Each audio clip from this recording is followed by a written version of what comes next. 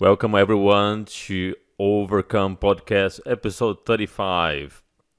Today I have a very, very, very special guest, a friend of mine that uh, probably defines the word overcome, coming back in a beautiful way last weekend at the New York Pro.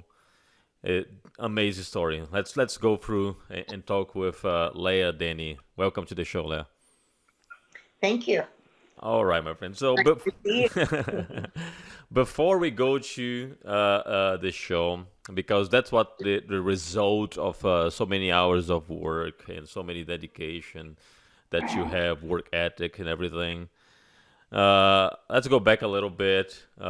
I remember talking to you probably 3 years ago, maybe. I think it was 3 years, three or two. I don't remember exactly, but you were not really in a good time of your life. We don't need to go into details of the why, but it was a beautiful story of overcoming all the struggles. And I would like to understand that process, of self healing, and then you. discover again that you were ready to do this again. Because I even remember talking to you, and you say, "I don't know if I'm gonna compete again," right? So how was this whole process of healing, and then discover that you have more to give?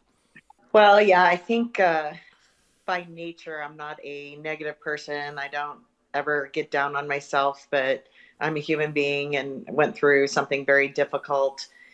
Um, and I didn't want to change who I was, but I needed to process and understand how I got myself in that position and why I allowed things to happen the way they did. So, during that, I go, do I want to continue working on my body physically to compete, or do I want to emotionally heal and also figure out what's important in my life? Because with my children, with myself, with work, it's a hard balancing act when you compete. So I decided, I'm going to compete. I did, but I didn't do a very good job at it because I didn't really focus on that healing part and understanding my circumstance and how to better deal with the negativity associated with it, the way I Mm-hmm. saw myself as a failure, and um, and I'm not a failure. And I go, you can't allow other people to dictate and shift and shape you when that's not fundamentally who you are. So I decided to compete a couple times in bodybuilding, not to do my best, I mean, which sounds weird, but to literally go, I want to travel, I want to see the world, I want to do a contest to get me accountable. But I realized through that process I was not giving it my all. Mm-hmm.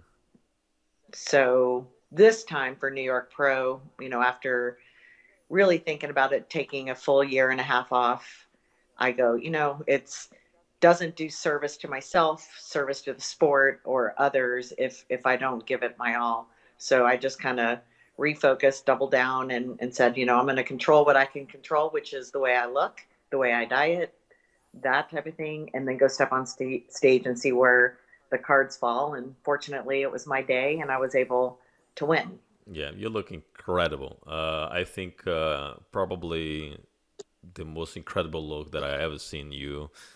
The balance, the definition, everything looks amazing. I'm so glad that the judge also saw the same thing, and it was unanimous decision, and you deserve. Now, going back to that process where you did some shows that you didn't really give 100%. Do you think it was important to go through that process, or if you could go back, you would do something different?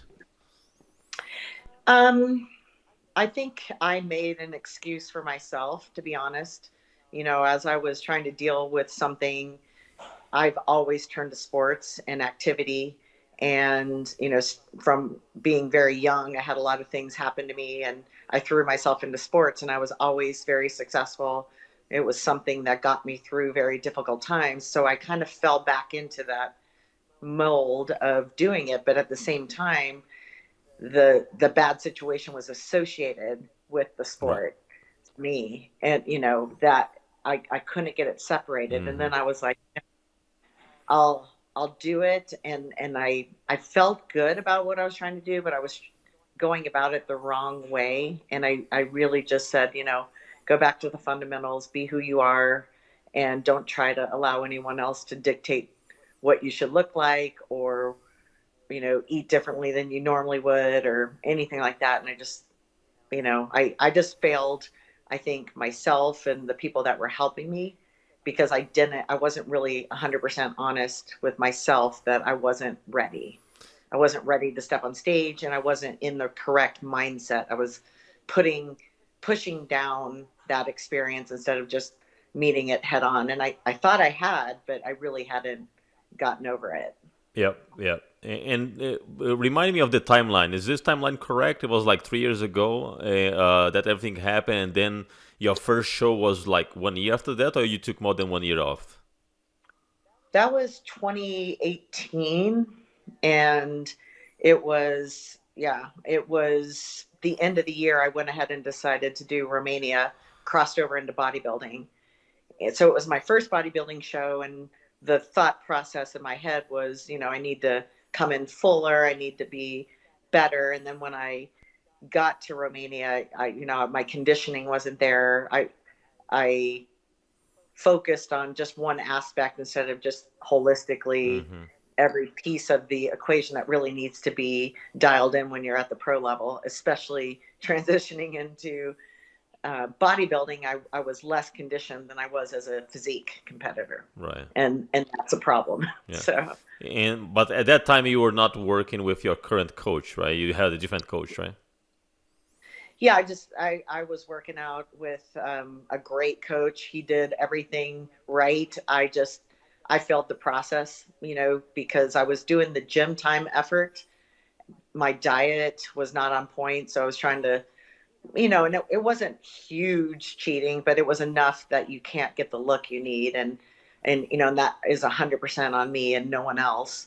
And And as you said, just the mindset was not there. And sometimes you might be diet correctly, but if the stress level that you have, the cortisol level is not there, it will affect your look.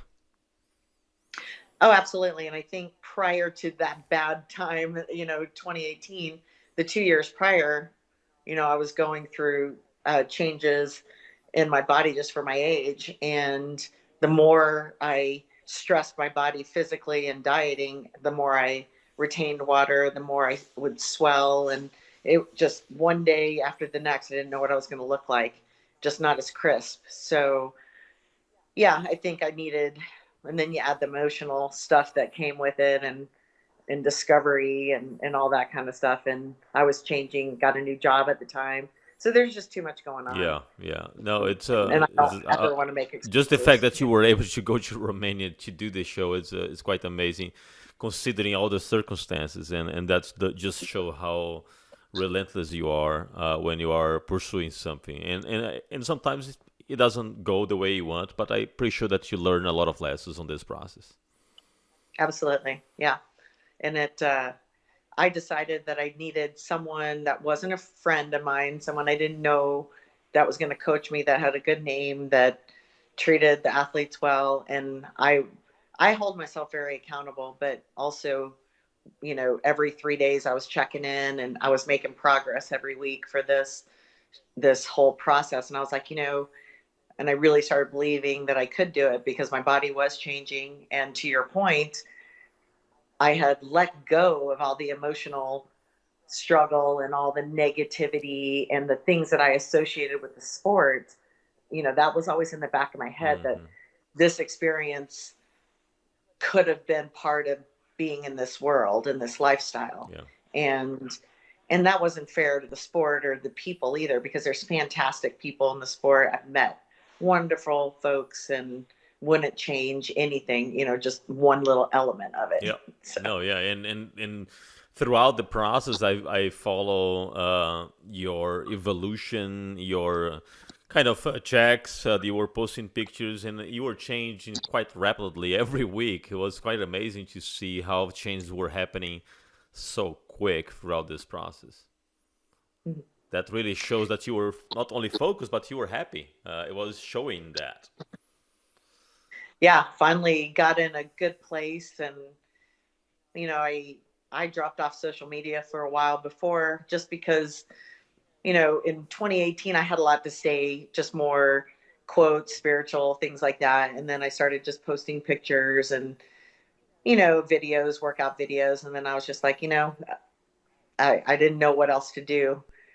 And because I talked to a lot of people offline that knew what was going on in my life, but I would never put it out publicly. Hmm.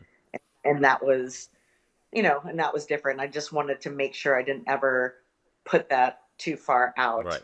because I don't think it's necessary. And, I think you have to rise above it. Absolutely. And you were so conscious about that. I noticed your break, but for you, it's so difficult to also take a break because you have your own show, you are a pro, there's always people expecting something for you to say, right? So it's hard to completely be off. Yeah. But this time around was really good prep.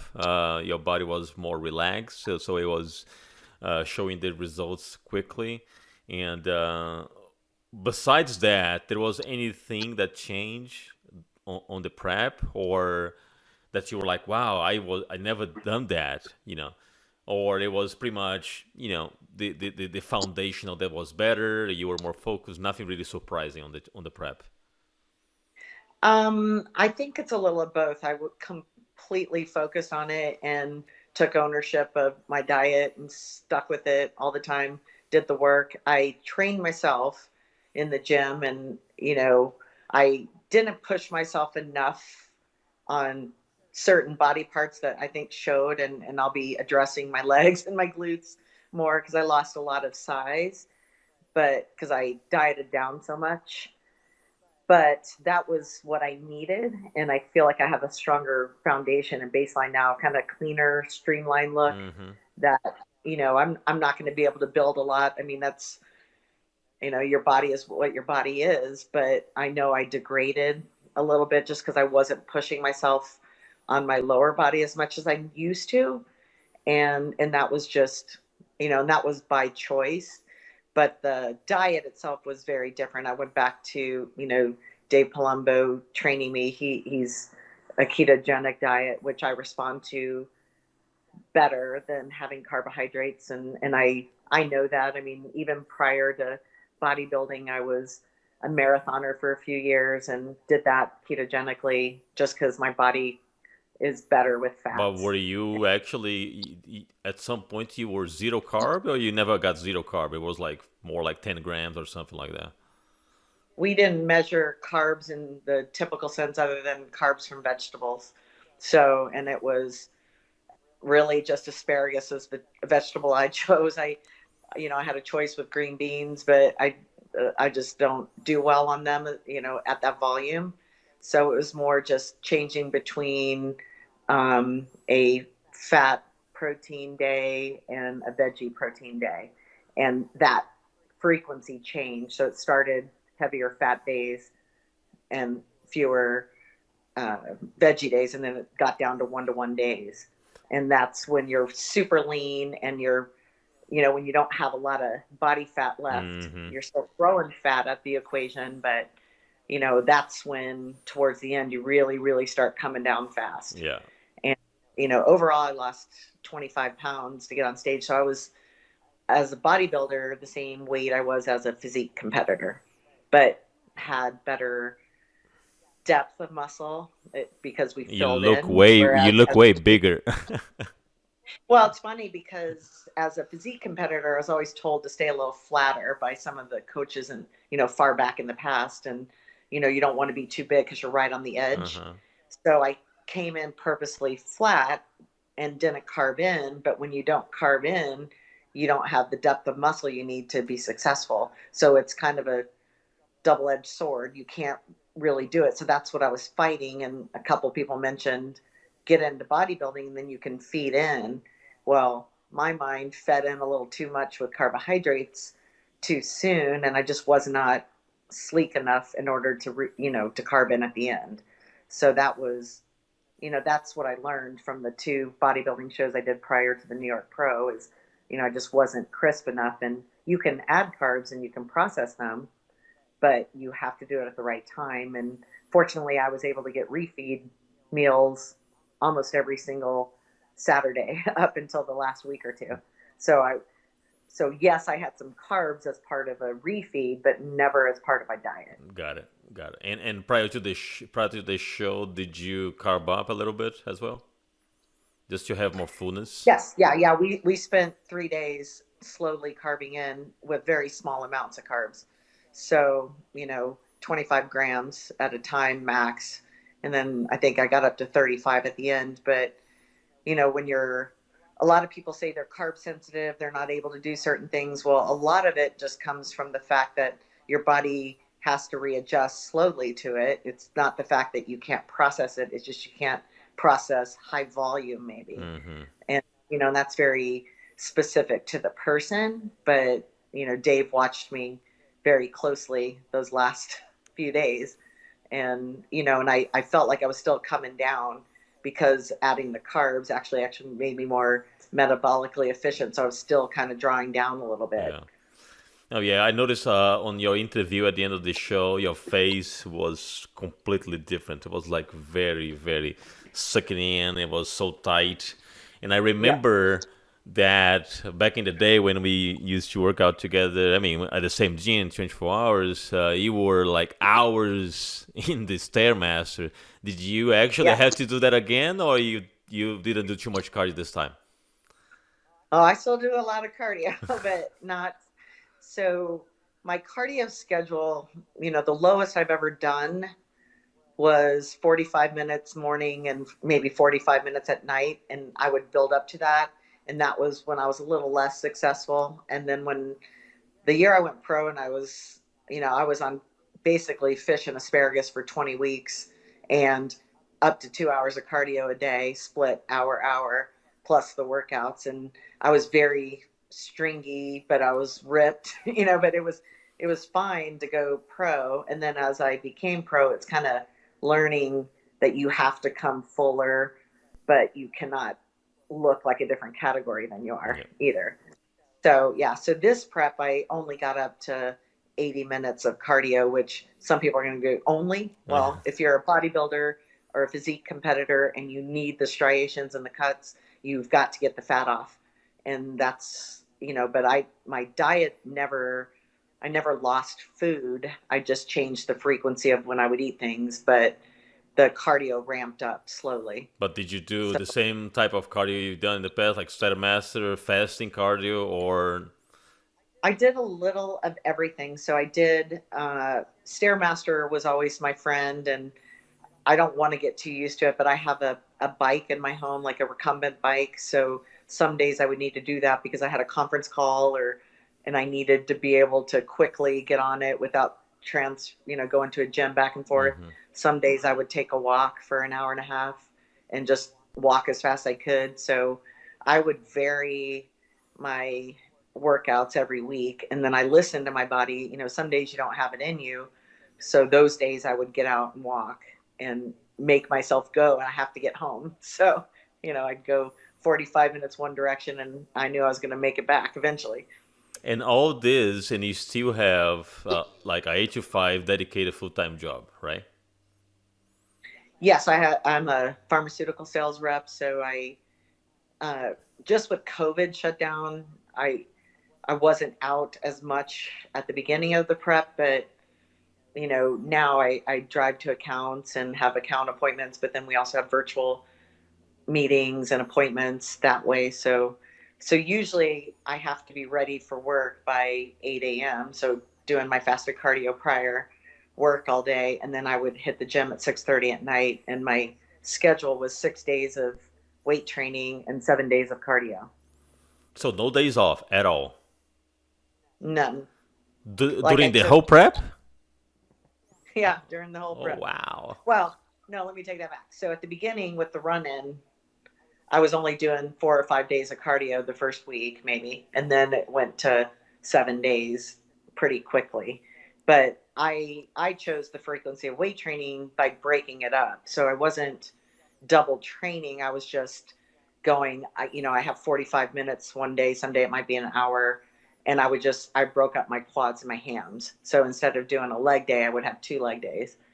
And so this time I'll do heavier volume again and pump a lot more blood in there and get some higher rep ranges. But I didn't ever really go heavy this prep because I needed, after having a year and a half off, even though I was still doing exercising and stuff like that, as you start to burn the body fat and everything like that, my fear was injury. Mm-hmm. And I didn't, so the trade-off was maybe losing a little size, but being better conditioned, and conditioning was the thing I looked for number one this time. Yeah, that was going to be my next question about the volume, because the times that I actually crossed by you at the gym and I saw you working out, you were not really going too heavy. You were really working on squeezing and contraction. Was that your primary focus throughout the training? You just have probably once a week you push a little bit harder?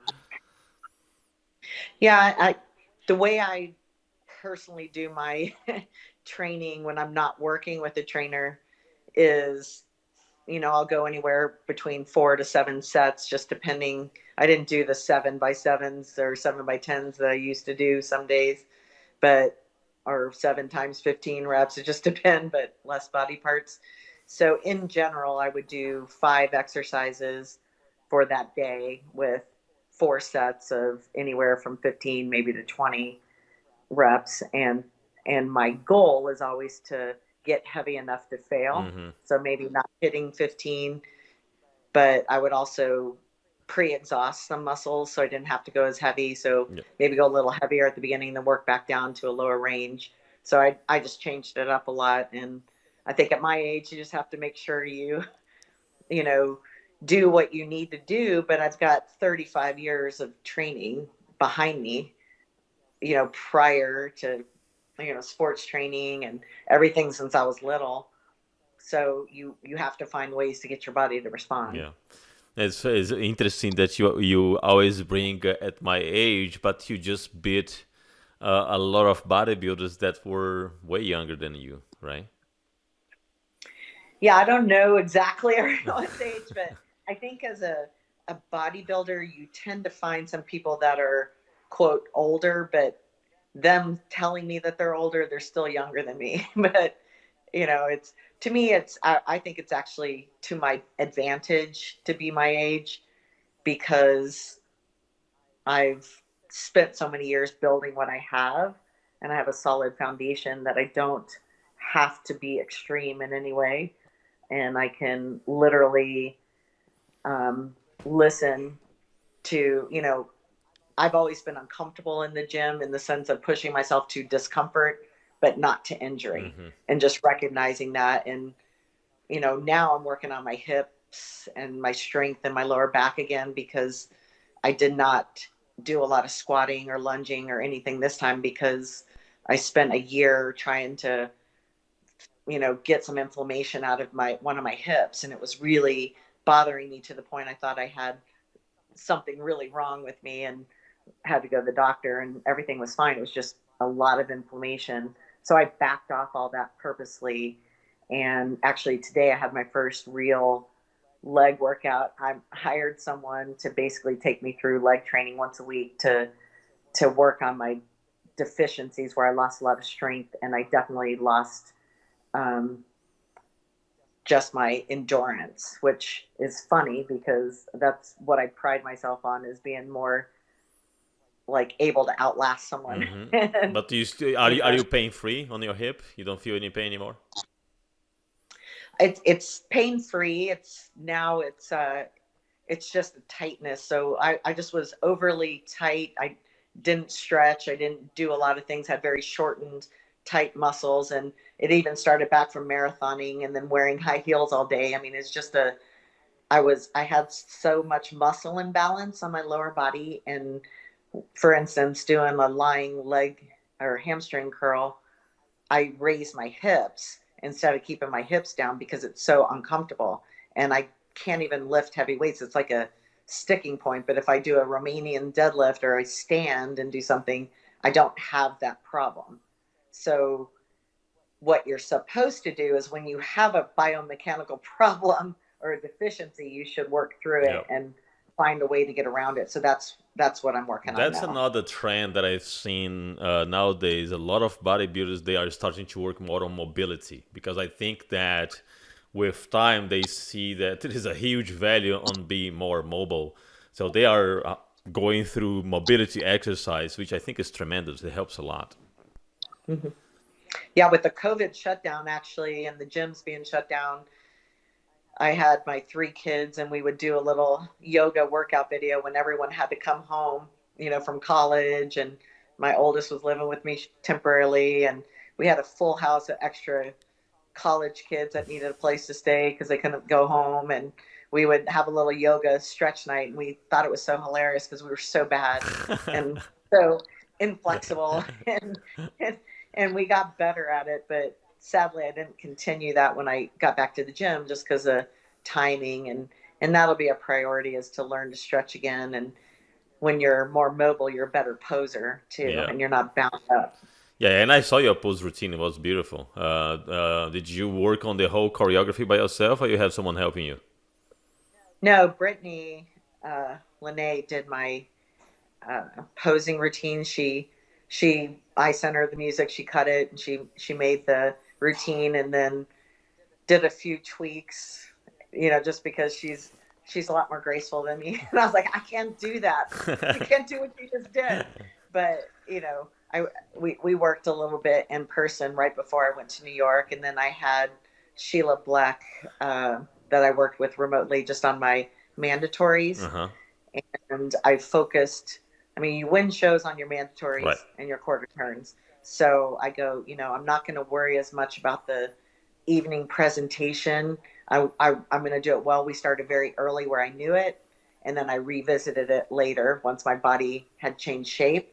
So, fortunately, Brittany was able to give me a great routine very early, and then Sheila was able to watch me do the routine and then also tweak my mandatories a little bit. And I was tending to try to pose like a bodybuilder instead of posing like how I should naturally pose for my body. Mm-hmm. And she just identified that to me, and that really helped quite a bit. Just seeing that, yes, you can bring the flowy movements and everything that I was used to and women's physique. It's still the same as bodybuilding. I'm just, closing my hand and adding a couple different poses here and there. But I just went back to fundamentals and basics like I would in any sport that I've ever participated in. Yeah, yeah, no, and as you said, you actually win on the mandatories, right? I'm not sure if New York Pro counts the individual routine as point. I don't know about that, but the mandatories are when you finish the prejudging, you felt pretty confident that you had it. I did. I mean, it wasn't out of vanity or anything. It was really just, I felt that that was the best I could bring. And I knew there would be a lot of talk, which, I saw of the naysayers of, well, upper body's bigger, lower body's not like a bodybuilder, or you're just too small, you're not a bodybuilder. And I go back to what's the definition of a bodybuilder? It doesn't have a weight associated with it unless you're a men's 212 pro and Mm-hmm. you need to be at a certain weight. But in women's bodybuilding professionally, it doesn't matter your weight, doesn't matter your height. You're going in there, and you know it's based on your frame, and it needs to look aesthetically pleasing, and it needs to be balanced, and it needs to be very conditioned, and it needs to show what you need to show. So I felt good about that, and no one's perfect. And I go, well, I'll pose around my weaknesses as best as I can, but I felt I did everything I needed to do to bring my best, regardless of who would or would not show up. Right. No, it was tremendous for sure. One thing that we talked in the past, and you also during that time you told me that it was something that you always struggle a little bit, and this time around I didn't see it. You were so tight that I didn't see. It was the losing skin aspect, right? Because I remember we talked about that in the past, how hard it is to losing skin as you age, a little bit on your knee or on your abs. But you were so tight this time. Do you think it was the diet and just the quality of your prep that completely vanished all those flaws that you used to complain about? Well, I think you're kind. I still saw the skin, but yeah, it definitely wasn't as loose as it could have been, but, and definitely, I mean, to your point, having children, if you've been overweight before, if different aspects, just your actual collagen levels, however your skin's going to respond, your pliability, elasticity, that's different for everyone. And what I know I need is I need to be as dry as I can be, as low of body fat as I can be, and I need to bring it down, not real quick, but the way we did it is just systematically. I was expected to lose something or change every week, which I did, and it definitely was very tight. I think at the end, when you're so drawn, then it's a race to make sure you fill in enough to tighten that skin back in. Mm. And after you pose and you work on stage, and to your point in the interview, your face is even more drawn because you just expended so much energy on stage, and it's pulling you down still because you haven't fed back in or added any type of food. So, you can start to see a little bit of changes in the skin. But I had a question on social media today, someone going, "What is that skin hanging over your knees?" And I was like, "Old age." you know that's what it is. Serious? Can't work, Someone just, actually asked that question? yeah, I love answering the funny questions. I don't answer a lot of things. I just acknowledge that I see something, but sometimes I think it's kind of funny to go, we're not perfect. You have competitors that are very successful that have stretch marks or whatever, or redundant skin sometimes, and you just have to get past that mental block in yourself, because I was very self-conscious and aware of my back. I have excess skin, around my rib cage that I can see if I'm not dry enough, just holding water right there. It just doesn't look as good on stage. So I just have to be as tight as I can on my back to present my best. And, And you but were. That's why I said I was yeah, wondering if there was something different you done this time that you you were able to hide those flaws in such a way that it was not a problem. So when you said I've been kind, I said, well, that's what the picture shows. So yeah. Well, it's the diet where when I tried the carbs as part of my actual base dieting, it left me a little quote wetter looking. And some people can be very dry on carbs, and some people can be very dry on fats, and fats actually help me be a little drier versus the carbohydrates. And but of course you need the carbs at the end just to fill in a little bit. yeah, but I loved your response to that question is age, because it is true. I mean, there are things that unless you go to a plastic surgery, they're always gonna be there, right? Mhm. And you can make Yep. some little improvements, but you just have to acknowledge and accept who you are. Yeah, and I want to address that a little bit for people that, I saw some people that are hateful to men and women, and try to shame them if they try to look their best. And I see it as, you have to be comfortable in your own body, your own skin, your own mind, your own being, and whatever you choose to alter, enhance, to fix, to dress up, to put makeup on, to put nice clothing on. I mean, that's, fix your hair. It's all the same to me. And you know, I I've had struggles where you go, that would be a surgical correction. I'm not willing to do that piece of the surgical correction, but I would in this case, or taking fillers and putting that, whatever. I think we just as a society and as a people need to understand that everybody has a different experience in this Mm-hmm. world, and I mean the physical body, and a lot of genetics that play a role, and it doesn't make you a bad person or anything, or a cheater or doing anything, to address something that bothers you in your life, Yeah.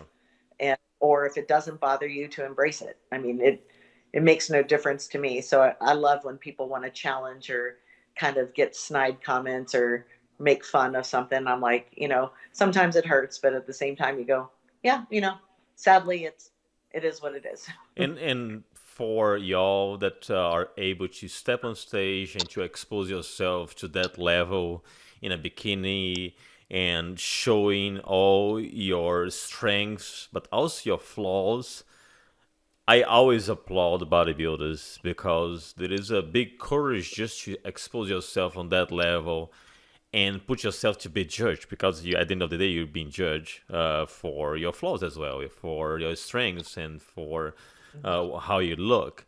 So there is a big, big courage, just the fact that you're there. So when people start saying bad things about bodybuilders, that they don't look like this and they are missing this and missing that, I mean, I was like, look, all these guys and girls, they are winners in my book, just for the fact that they are able to get there and work because the work is done prior to be on stage. So they've been working for weeks and weeks just to get to that point. So I admire and I respect a lot. Yeah. No, and I agree that it you go up there to purposely say, tell me why I'm not good enough in some way. Yeah. You're asking for that feedback. And of course we're human beings and we want to be successful and everything like that, but you're asking someone to tell you honestly what you could do or how you could be better. And it's not a negative thing. I've always seen, when someone gives me feedback, I appreciate it because they care enough to tell you that, this would help you succeed in this Mm-hmm. sport by doing this or changing this. There's only so much you can physically change, but it means, maybe I train differently to address a weakness, or maybe I've overtrained something and it's just overpowering and it gives an illusion that I have, a weakness here. So I think it takes the right kind of person to go up there, to stand there, to be judged, but then also to take feedback and be humble and appreciative enough to accept that feedback. And, I see some people get very negative about it, or they see themselves differently. You're asking to be judged through someone else's eyes. Mm-hmm. And you need to understand that it's almost like a business transaction. It's not Yeah. personal. Yeah, and feedback is a gift, and people sometimes they just don't know how to receive a feedback because they take too personal. They are not able to critically think, well, let me analyze this feedback and see how I can incorporate to actually address this and improve. So many people they don't take the feedback the right way. Yeah, I agree. And you are a judge yourself, right? You also participate as a judge NPC, right?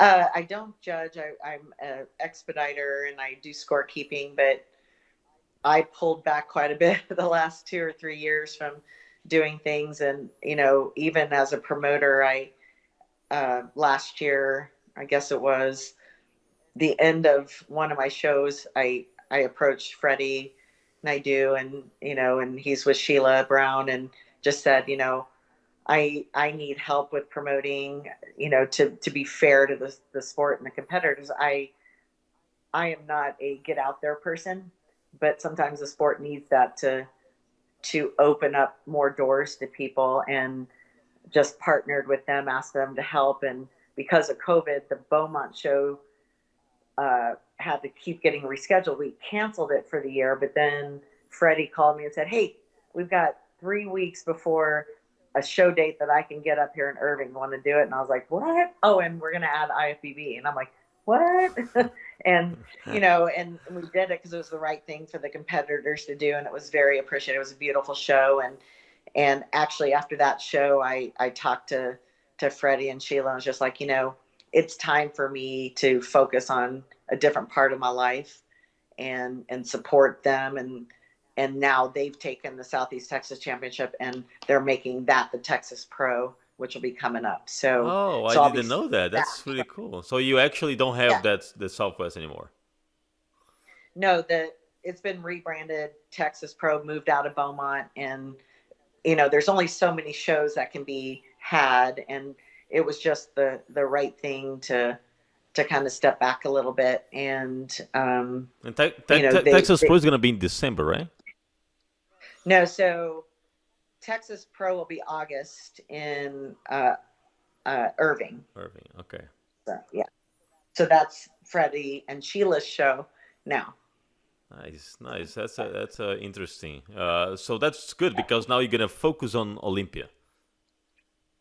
Yes, and it's I have a new job, my real paying job that I need to do, and my kids are, my youngest is in college, and I still have my son that spends time with me half a week, my 22-year-old that has special needs to address, and my oldest is out on his own. But sometimes you can spend all your energy on your hobby, which competing is something I love to do, but it takes away from that family time too.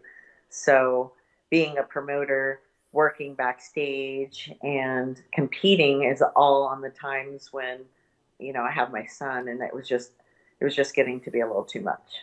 Yeah, no, you are completely right about that. You have to keep the balance, and I'm so glad you were able to find the balance. And this is actually reflecting on the way you look, on the atmosphere. As I said, you look way happier, and you have a long road until the Olympics. So you are gonna be able to do a lot of changes in fine tuning things, right? So the plan now is to go right away in prep mode, or you're gonna relax a little bit and then go to prep mode? So I have not relaxed, which I probably should do a little more of. But my philosophy is when you're at the professional level, especially, and you're an athlete and you're representing something, I don't ever believe in quote bulking up or anything like that. I just believe in changing my diet to be less restrictive so that when it needs to restrict again, that my body responds. So um, I talked to Dave, and we have 3 or 4 weeks off from one another, but I just reversed out of the food, or reversed food back in, I guess, so reverse diet, Hmm. adding a little bit of food in, and I've added too much some days, but I'm still doing cardio, but only 30 minutes about 5 times a week, and then I started back in the gym right away, just a little light to move blood. And so I won't be taking a break per se, but I'll be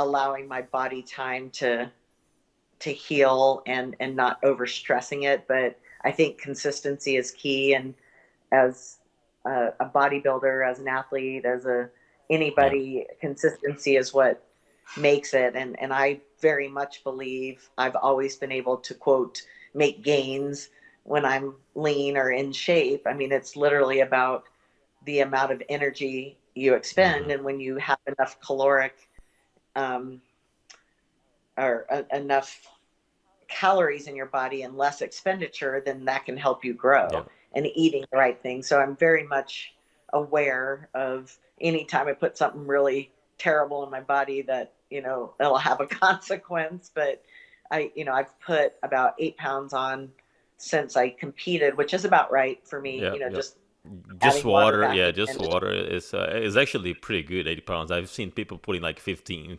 10, 20. So it's Yeah, I've heard 50, 70, yeah, within a month. And and that's very dangerous. And I didn't manipulate my salt. I didn't do a lot of things like that. So it was a very healthy prep, and it's going to be a very healthy quote small rest time frame. And I haven't spoken to Dave about what type of diet or what anything's going to look like yet. We're just we'll reconvene here in a couple weeks and talk about it. But, When it's you good. started the New York Pro, how many weeks off did you start to really like strict your diet? Like 12 weeks, 16 weeks? Because I remember in the past you used to say that you like to start early, like 16 weeks out. You still doing that? Mhm.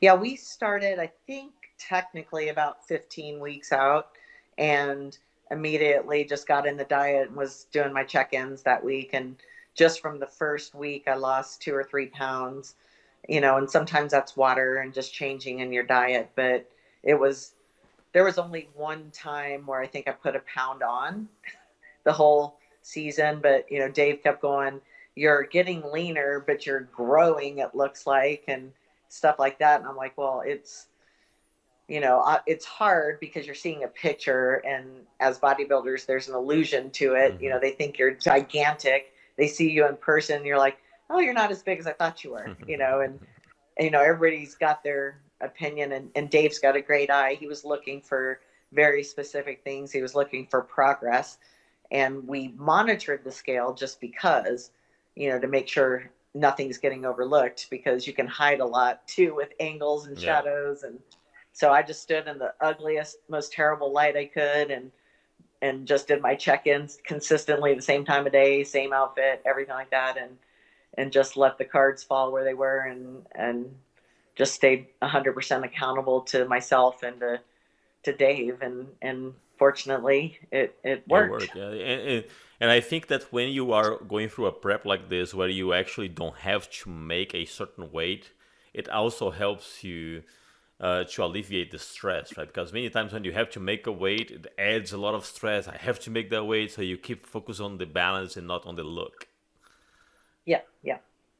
Yeah, and a lot of coaches tell, that I spoke to in passing, they would ask you your weight and your height, and then say, well, here's your target weight for stage. And I don't necessarily believe in that. I think, once you achieve a look and you have that weight, you can write it down and be mindful of it. But at the same time, compositions are very different, bone structures are very different. You can't just tell someone you need to be 135 pounds as a women's physique competitor to be successful. Yeah.